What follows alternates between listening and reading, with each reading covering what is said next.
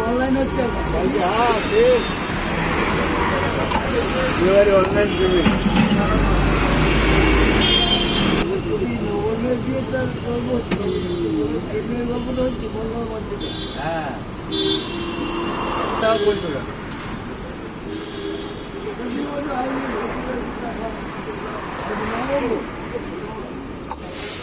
ওটা কোনো ফ্যাক্ট না।